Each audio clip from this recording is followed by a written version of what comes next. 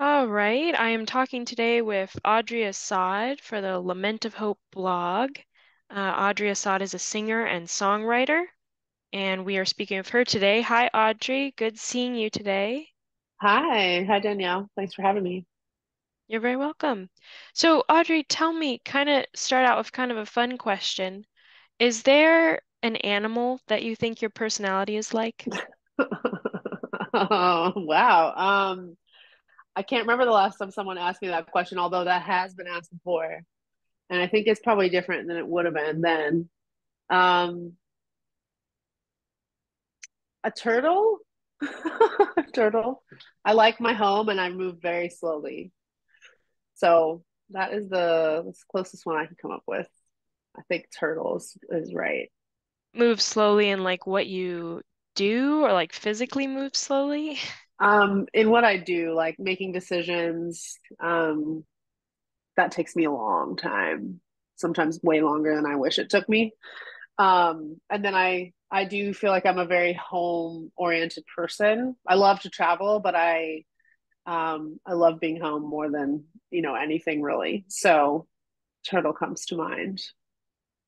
Is there a time period in history you'd live in if not today? So if you couldn't live in today, you had to pick something else. What do you think you'd pick? Oh, fascinating. There's so many downsides to so many times in history. Um, Yeah. if I could experience another time, I think, well, I guess that all depends. Like, am I moving unilaterally in my income level? Like, are we talking I can choose who I am in this time? Because I'm sort of like, I wouldn't want to be someone in the Middle Ages who was living in the streets in poverty, but I might want to be someone in the Middle Ages who lived in a castle. You know what I'm saying? But I feel like, okay, so if I had to answer that just off the top of my head, I love the music of the 70s. So I bet I would enjoy the 70s quite a bit, just going to shows and hearing some of that music live. Some of my favorite artists sort of, I love a lot of kinds of music, but some of my favorite artists and songwriters were sort of at their peak in the 70s. So Hmm. I probably would want to go back and see them in their element in their communities and making music in that time. I think that would be really fun. Is there like an artist or a person that's like living or they passed away that you look up to that you want to be more like? Many. As a writer, as a songwriter, I think Paul Simon's always been my hero. I just really all of the eras of his work have had something to say to me, you know. hmm How about like personally in personal growth? Oh my gosh. So an artist or anyone as Anybody. far as well, man, my friend Hillary McBride comes to mind. Dr. Hillary McBride. She's a psychologist and a Hmm. trauma specialist and a friend, close friend of mine. And I think that she's the most curious person I've ever met. She asks the most questions when we're having a conversation of like almost anyone I know and the most insightful questions. And I've always really admired that about her. And she's very honest with herself. And I think that's also something I would like to emulate. Yeah. Hmm. Is there a piece of music? It could be something you've written or something you've heard that you think really just describes who you are, like you feel very attached to it in a soulful Mhm. way. Yeah.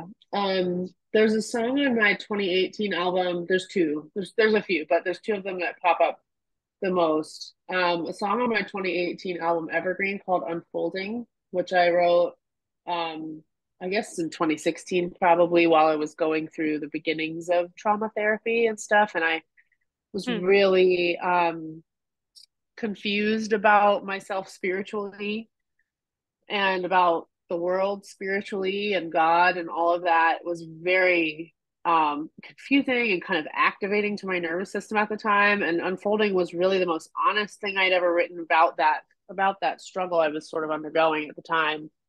And Hmm. sonically, I just felt like it expressed my feelings just as much as the words did. I felt like the sounds really said, you as much as the words.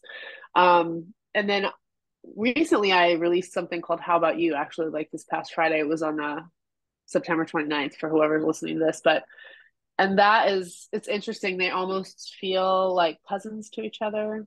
Hmm. Like on the other side of what unfolding was beginning, I came out, popped out on the other end with How About You. It sort of feels like they feel related. What was your childhood like? Because I know you were talking about trauma. Did you have any difficulties childhood-wise, or was your difficulty in life came more later, or Oh man, I mean, we all have, I'm sure, things that happen to us in our childhoods, and some of them are things I really couldn't speak about here. However, I can say this, that I was raised in a very high control religious environment. And what by hmm, that I mean that it was not quite a cult the way you would think of things like Kool-Aid and people dying. That wasn't, not to that level, but high control in the sense that it was very rigid gender hierarchy, and to the point of, women not speaking out loud at church or in front of men about okay. God, um, keeping my head covered whenever a man was around, or even when they weren't around. If it was a church service or a Bible study, I had to cover my hair. Um, and then, a lot of gender type of restrictions around, I didn't sing in front of a group of people till I was Hmm, in church environments. So I was 19 years old, because it wasn't, or maybe a little younger than that. At camp, I was allowed to do that, but like not at church, not at any kind of official spiritual gathering. And so I think a lot of that resulted in a feeling of sort of not having a voice, which I think a lot of people can probably relate to for various reasons. Um, I always like to say, like, the fact that I became a musical artist is sort of a miracle in my mind, because I was like the most obedient child you ever met, and I really hmm, wanted to do the right thing. And so I was rebelling against so much just to get up on a stage and sing in front of people.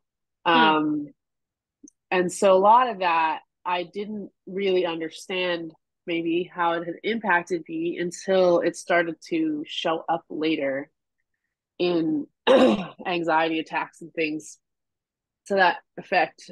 Because along with that experience of being really um,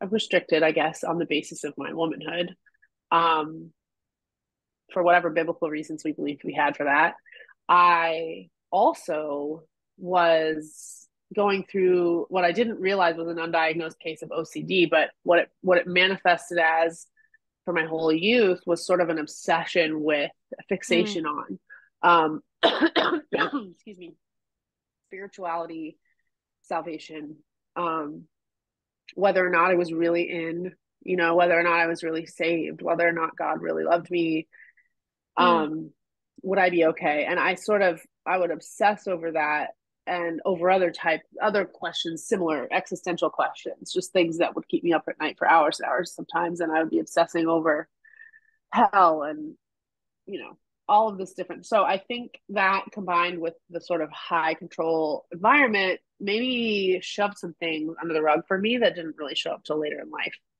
hmm. Were you able to share anything or talk with your parents about it, or was it just like you weren't able to share at all? Well, maybe I could have shared with my parents about it. I don't know. Like, I didn't try. I think um it's possible that I could have done that and it could have gone all right. I will never know. But no, I kept all that very private, and because I felt like something was wrong, I felt like Hmm, afraid of what it might mean about me, that I had this kind of I had a very overactive conscience, hmm, which could, I guess, maybe that's better than an underactive one, but it did. Excuse me. For anyone listening, I do have a cold, so I'm sorry I keep coughing, but I think I felt a lot of shame about a lot of things. And I hmm, also had hypochondria going on, which I didn't tell anyone about either or talk to anyone about until I was probably 12 or 13. And I had been laboring under the illusion that I had cancer for like 2 years and not told anybody about it. And hmm, um, just a lot of mental angst, like a lot of difficulty mentally that I didn't really understand might be an actual condition of some kind. I just thought hmm. this is how it is. to have a brain and live here. And so, no, I never talked to anyone about it. I did try to ask some questions in environments, religious environments like Sunday school and such, and found that that was very quickly discouraged. My questions were very about, the beliefs that I was being taught, were sort of like discouraged. I felt, didn't Hmm. feel like a safe environment to really ask, like, well, what basis do we have to believe in a hell that equals eternal conscious torment, really? Is that really in line with the God that we're talking about? I don't know if I feel that way. um and that wasn't really something that we could discuss openly. It was sort of Hmm. like, hey, God's ways are above ours, his thoughts are above our thoughts, and so what you're asking is outside the bounds of how you should be engaging with all these ideas. Just Hmm. accept what we're telling you is true. And so I really did that, and I tried really hard to just be toe the line and obey the rules and believe the right things. And between that and my Yeah. fixation stuff, it just was a very, spirituality was not a safe, Wow. comforting space for me. So when Yeah. I was in, so 2016 comes around, I start doing trauma therapy because I was in a counselor's office, just a normal, talk therapy counselor, amazing, amazing counselor. He did a lot with me that was so helpful. But I was having symptoms that in his mind were sort of consistent with PTSD symptoms. And so he said, I feel like you Hmm. should go see someone who can actually help you with that in a more embodied way than just talking about it, because we've been talking about it for years now, and I feel like you need more help to process these emotions. Hmm. And so that was what led me to a trauma therapist then. So when you and earlier you were talking about fixating that you had cancer. So did you, during this time that you were struggling spiritually with all this anxiety and the OCD at the same time, did you feel like you would obsess about being sick or dying? Mm-hmm. Mm. Yeah. Yeah. Sometimes that was like, who knows what's OCD and what's just normal, like, thinking about Right. death, because that's a Yeah. normal thing. It's not weird to think about dying and be scared of it. Um, but I think when you're like convinced that you're dying, you start living every day. In a weird way, it can be kind of cool. You're sort of like really appreciating things because you're like, this might be the last time I ever eat this ice cream or whatever. But it was all just because I didn't. I mean, that ties into another thing, right? Where the reason I believed I had cancer was because I didn't know anything about puberty. Nothing. Mm. I Mm. was sort of not educated on that stuff very well. And so when I developed like my milk ducts in my breast, I thought they were tumors because I didn't know that they were becoming. So I, instead of saying something to someone and saying, I feel this growth here, this lump, like, what is this? I just like locked down. I was like, oh my God, I'm dying. And then I Mm. just thought about it all the time. And then I was thinking about like, I'm dying and maybe I'm going to go to hell because I didn't say the prayer right, or I don't know if I really meant it, or I don't know if I keep messing up in these areas where I think I should be more farther along. So like, what does that mean? Do I really have the Holy Spirit? Am I really? Um, Mm.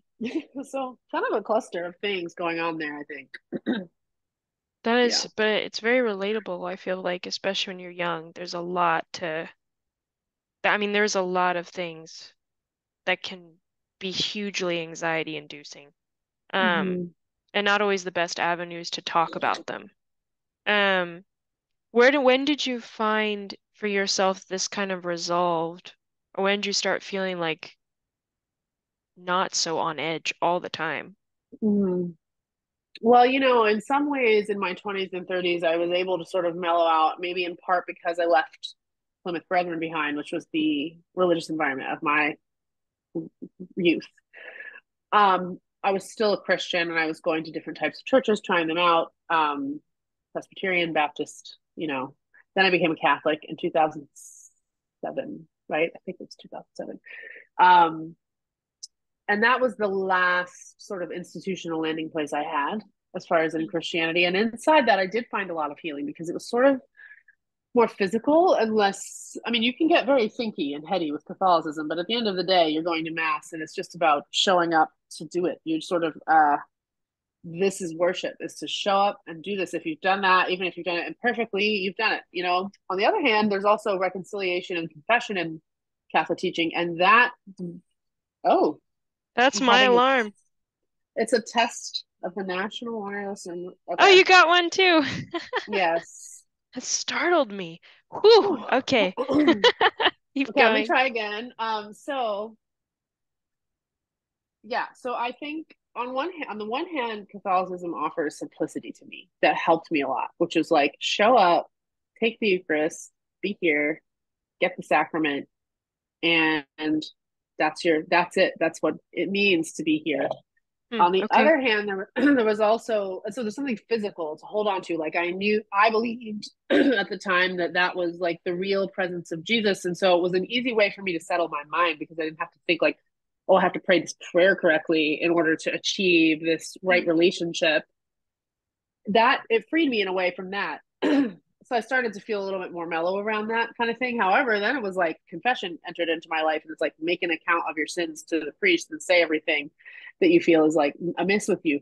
And so I actually shied away from doing it because I was like, every time I try to engage this, it takes me back into that spiral of like looking for something that might be, mm. like, I mean, I'm talking like I would confess things. The first time I made a confession, which was right after I became a Catholic, the priest laughed because, and I felt so offended. I was like, why are you laughing? He's like, are you all right? Like what, some of the things you're confessing are just not like, he was basically seeing that I was over scrupulous. I was really over Oh, scrupulous. I thought, okay. oh, I had this thought once and then I didn't immediately repent of it, the thought. And he's like, well, that's not necessarily sinful to have a thought. It's just, I couldn't really seem to escape the feeling of being imprisoned in there with my thoughts being Mm, bad or wrong.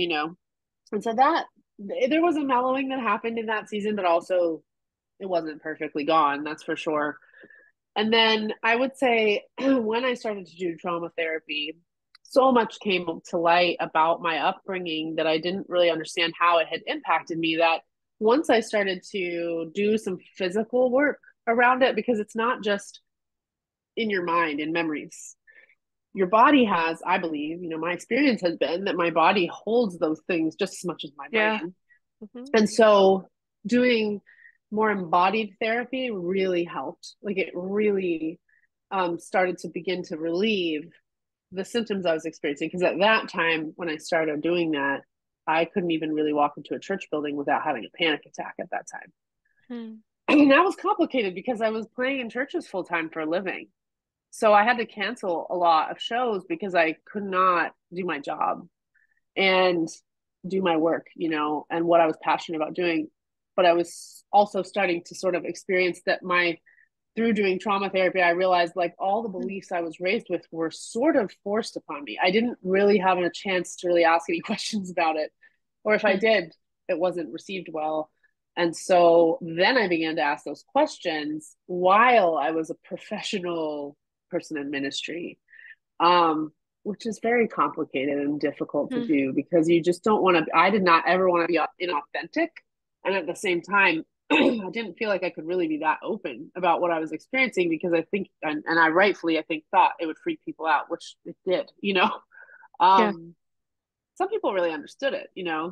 Most people were like, "Oh my God, what are you saying?" Um, Mm, so it was a lot of things in there kind of mucking it up for me, I think. And then when I started doing trauma therapy and somatic work, I was able to sort of relieve some of that angst and to feel like I was really asking the questions I actually had, and dealing with some of the pain that I had felt as a child. And there was so much mm. that went on. And in a high control religious environment, abuses can run rampant because there's sort of no one's allowed to question anything. Right. And so in my case, you especially weren't allowed to question men. And so I'll just leave you to imagine the types of things that can go on in that type of environment when men are sort of held at a higher esteem than women. Yeah. And I'm not the only person who has experienced pain because of that. Um, so really starting to deal with that stuff, those experiences, it was really helpful.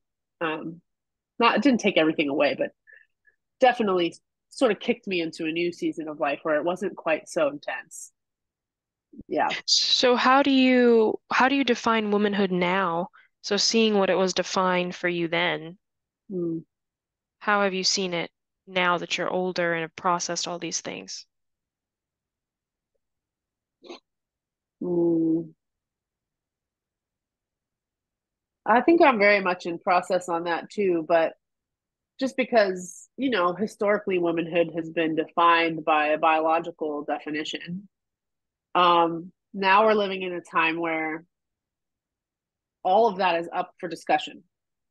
And Hmm. I think rightfully, in the sense that there are a lot of things that have been assumed as givens that, the way, I guess the way I am is like, it's never dangerous to question anything. It's sort of Right. only, it's always okay to question something. But as far as for me personally, like womanhood has a lot to do with my motherhood because and with the body that I have. However, I'm not going to say that it's fully tied to that. But my experience of being a woman physically is real. It's biological. I bleed every month. That has been my experience of womanhood includes that. And I have learned that for me, the closer I can draw to my physical body, to sort of how do I put this? Like we are animals, we're creatures of rhythm with the moon and with the tides and with the seasons of life. And I'm trying to figure out like we define gender so far above and beyond the physical body. It's like women don't wear pants, in certain areas. Women Mm. don't X, like, but none of that has anything to do, in my opinion, with the body we're living in. It's all Mm. ideas that we've made up, like on top of this, whole thing. And so I think I'm really trying to distill, like, I am a woman. I have a different biological makeup than people who are raised being called men because of their biological makeup. My genitals are very different than a man's genitals. However, what about that disqualifies me from anything? All Mm. of that is made up. All of that is invented, in my opinion. Um, and so I guess for me, it's just being a woman is a physical experience that's specific because of my physical body, but it doesn't have anything to do with uh, what I can or cannot do, Mm. or what I should or shouldn't do. It's kind of like saying a dog and a cat, have different value or worth because their bodies are different from each other. Right. And I know all the beliefs and arguments for the hierarchy of men in the spiritual community. I have studied inside and out all the theologies of all the places I was ever raised. I'm a very, very curious person. I love to read. I've read a lot of apologetics. I've read a lot of theology. So, and including, a lot, what was something that was very meaningful to me as a Catholic was Pope John Paul II's theology of the body, Mm. which many of your, I don't know if your listeners or readers are going to be mostly Catholic or not, but sort of a overarching work Mm. on just what it's called, the theology of the body, but he discusses manhood and womanhood and masculinity and femininity quite a bit in that work. And I loved it. And then I later on was like, I don't think that that is the full picture. I just don't think that I agree, I guess, with the conclusions that because the Bible says that men, you know, are made in Christ's image and women are made in men's image, because that's a verse in, I'm getting it now, First Corinthians, I think. Um, that was what it was based on. Where I was raised was that we were taught like men were created in God's image and women was created from a man's side. She's created in the image of man. So we come Mm. second. We're made second in the hierarchy and on purpose because God loves order. And there's so much more to the teaching than that. I'm vastly oversimplifying it. But I guess I just got to a place where I was like, I just don't believe that these givens are correct. I just don't agree. That's just because and it kind of it's interesting because like whenever I talk about anything like this, it brings me back to the same things that unraveled for me in 2016, which was like, in order to believe that this is true, I have to believe that the Bible is inspired and free of error and not written by humanity but by God. Do I really believe that or not? And Mm. if I do, then yeah, I have to take this as truth. But if I don't really see it that way, then how do I see this teaching? Because Mm. it's all based on that being the absolute inerrant truth. And the church's teaching, as the Catholic Church, preaches that it's protected from error by the Holy Spirit in all its dogmas. I'm like, I don't think I believe that.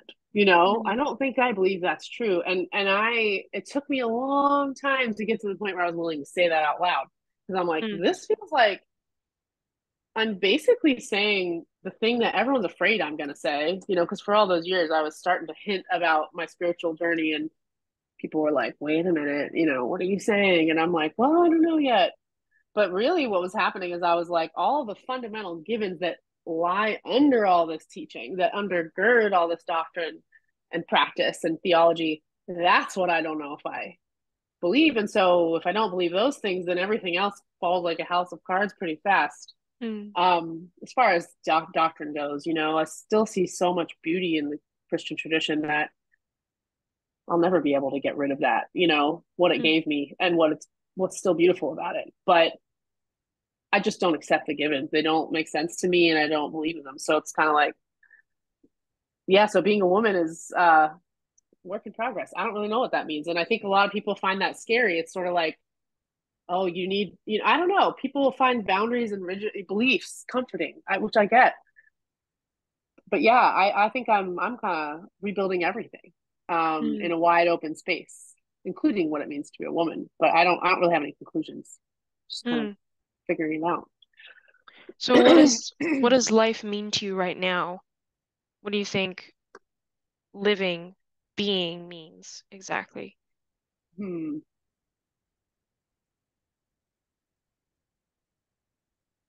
I don't know.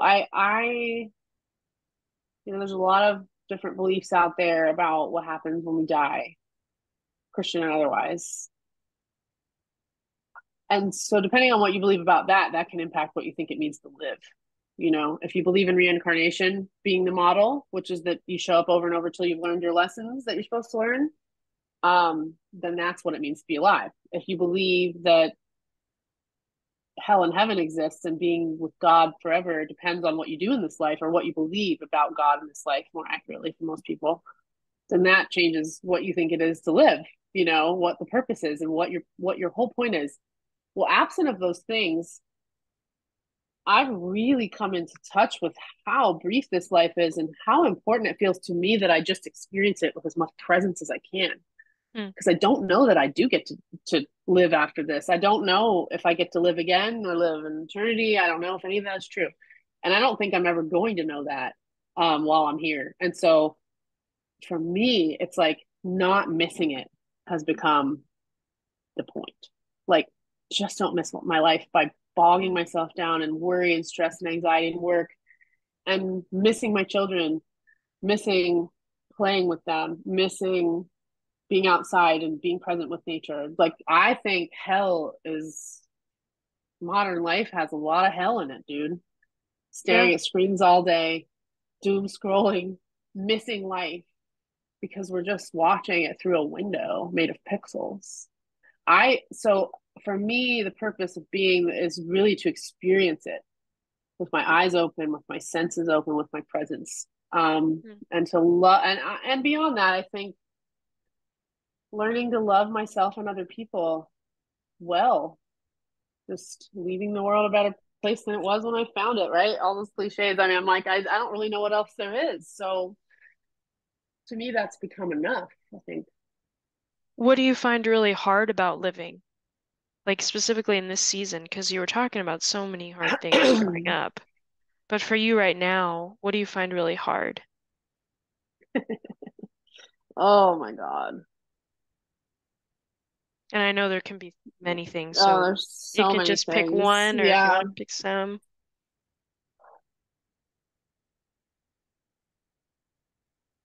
I think, well, I'm 40, so I just turned 40 in the summer.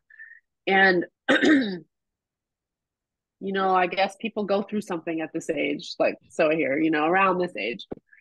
And I feel like I've been really confronted with my own character flaws in this time of my life. It's kind of like all the things I skated by on in my 20s and 30s because I was just too busy to deal with it or focused on other, growth, money, growing my career, getting married, whatever, all these things that I sort of had as like, these are the things you're supposed to do with your life and the time. And then I did all those things. And then it wasn't like, your stuff catches up with you. You know, your Mm. stuff catches up with you, and there's layers, and there's always layers to it. So I think for me, what's hard about living is that I struggle to have my own desires and opinions about my own life, not about spirituality necessarily or about topics on the news, but more like if people, if you, you know, what do you want? What do you think you're here to do? What do you see for yourself in 5 years? What I really struggle not to want someone else to tell me what those things should be. Mm. Really, really hard for me. So I don't know why that is. I mean, there's a lot of reasons, but that's something I find very difficult about life right now is that I'm really trying to get to a place where I am leading myself well and with thoroughness and consistency and Mm. organization and follow through because that builds self trust and it builds trust with others. And so I'm learning a lot about that right now, and that's been challenging. Is Yeah. there is there something you wish you could say you wanted to do? Like something you really like you really have a longing for, but you just haven't really been able to put it into words or do it yet? Hmm. Yes. I'm not sure I'm ready to talk about those things just because I'm still deciding what I really want out of it. But I will say I really want to skydive and I've never done it. And I think I think there are a lot of things like that that are sort of challenging and scary that I'm like, I really want to do this. I want to lift weights. I want to be strong. I want to skydive. And then, you know, a year goes by, 6 months goes by, and it's like no movements have been made. Um, and really trying to get to the heart of what it means to want something and then go for it is it's definitely a lesson for me at this time in my life. You know, not Mm. just to think about it, but to actually make actionable steps towards things in a thoughtful way. Mm. Yeah. Something I'm definitely being, I guess I'm finding myself really in the thick of that lesson Is there right something now. you want to change about the world if you could? Oh yeah. I mean, you know, in a way, no, because I'm like, well, I don't know what would happen if we just removed guns from everybody. I have no idea if that would actually just send the world into chaos or not. But I think war is it's an abomination for lack of a better word. I understand that in the societies that we've built, war is a part of the model. And so I don't think it's possible to just undo that, right? There's been war Mm. ever since the dawn of time, probably. Yeah. But that's my least favorite thing about the world is war. Mm. I really, really hate it. And I think it's become a business to the point that war is good for countries who, a lot of places anyway, not every, the US certainly. It's good for our economy. Mm. It's good for our political dealings around the world. Good in the sense that people see it as a people. There are people who see it as good. I don't. I don't see it as good. But and yeah, my pacifism has really grown over the years to where I'm like, I would never go to war. I would never fight in the army. I would never.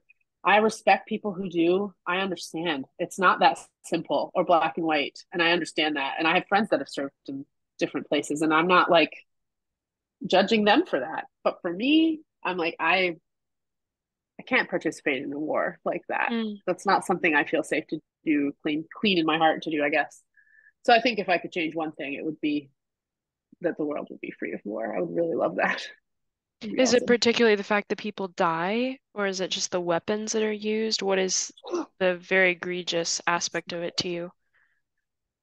I definitely think the major thing is civilian casualties. Although that Yeah. we've gotten better at not having as many of those, which is great. However, we do a lot of stuff in the Middle East that none of us will ever even know about. Mm. And a lot of, and all over the world, really, there have been a lot of things where we've gone in to destabilize governments that we preach against in the news, or sorry, that we we will destabilize governments and have that come out later, you know, after the whatever news campaign has been run. Mm. You learn so much more about what it meant for Vietnam, what it meant for Afghanistan, what it meant for Iraq for us to be there. It you get preached a certain message from the news about what it means, why we're doing this war. We're doing it for the good of, we're fighting X, Y, and Z. Mm, And I'm not saying none of that is true. I'm just saying it's not that simple. And there's always political history and always more reasons than what they're telling you. And there's always money involved, and deals and mm, arms dealing and just all of that. And I find it incredibly hypocritical that, for example, President Obama, who is very pro gun control, is also carrying out drone strikes in the Middle East frequently, all the time, killing people with huge weapons. And I mean, mm, I just am like, I don't trust really. I think a lot of people probably relate to this. And I don't know, like on all sides of the aisle at this point, where it's like, what are we being told and what is true? And all I mm, know is that I think that war um, always results in families being torn apart and people dying unnecessarily, um, mm, people being in poverty unnecessarily, mm, people being in hiding and unsafe situations. The civil war in Syria was heartbreaking to watch. They lost, thousands of years of history in mm, rubble, because of these skirmishes that we're ultimately having with them and that they're having with each other and other people. I mean, it's not just the US, right? I'm not singling the US out in that way, but I just know that I live here. This is this place I live. So this is the place I know I have the most information about our war history and our dealings with, our geopolitical dealings in different parts of the world. So I can only speak to that. But yeah, I really hate war. I hate death. And I know death is part of life, and when it happens naturally, it happens naturally. But ending another person's life mm, in service of a political goal, it just feels it's such a cruelty. mm, And we'll never know how many people there were and have been and will be, that are losing their lives because of weapons that we have that we've been building. And I just don't. I just hate that. mm. Yeah. And then this is one last question for you. You were mentioning earlier about nature. What element of nature do you identify with a lot, or that you love learning about or watching that really Mm, brings you a lot of joy? it's a good question. I love, I mean, water, I feel like a very watery person. um, for people who care about this, it's like, I'm a Cancer sign, which is a water sign. And I find that I'm also an Enneagram 9, um, which is sort of a peacemaker, very fluid type of person. And I think I've become really good in my life at like opening my hands around life better than I was when I was younger. Just to really let what's happening happen. If I feel Mm, angry, if I feel uncomfortable, I feel hurt, I feel scared. It's like, okay, I feel it. I'm just going to open my hands and let the feeling be there versus like, becoming rigid and trying to avoid or suppress it. And water really teaches me about that. I think just watching it run over, the water created the Grand Canyon. It's a classic one that people say, but it's true. A trickle of water can carve into a rock versus it's way harder to chop a rock with an axe than it is to carve it out with water. It just takes more time. mm, But you couldn't have made the Grand Canyon with a hammer or an axe. And so I think water is a very powerful metaphor for surrender and also strength at the same time. mm.